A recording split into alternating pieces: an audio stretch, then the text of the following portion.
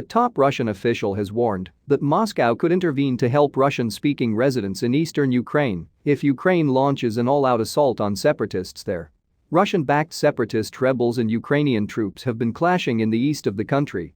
Russia has also been building up troops on the border with Ukraine. The official, Dmitry Kozak, said that Russian forces could intervene to defend Russian citizens.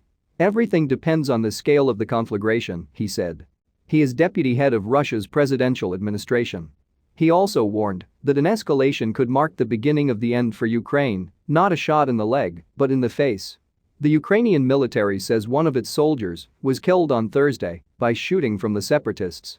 The rebels used machine guns, grenades, and mortars several times and Ukrainian forces fired back, the military was quoted as saying.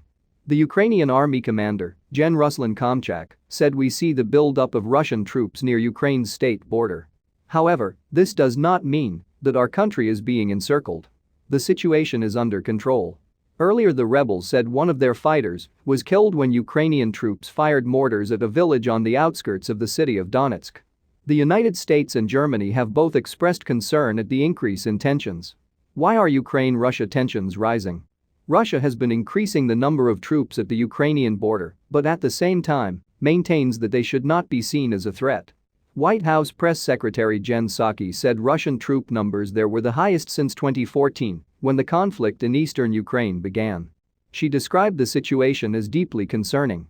Russia has not detailed troop numbers, but the Ukrainian military asserted at the end of March that some 20,000 Russian troops had been moved towards Ukraine's border. Video has emerged on social media of Russian trains moving heavy weaponry, apparently towards the region. For months there have been sporadic clashes between Ukrainian troops and the Moscow-backed rebels in the Donbas region, violating a fragile ceasefire daily. Ukraine says 25 of its troops have been killed in the conflict zone so far this year, and 50 died in the whole of last year. Ukrainian President Volodymyr Zelensky visited the region on Thursday to see the locations of the escalation and be with our soldiers in the tough times in Donbas.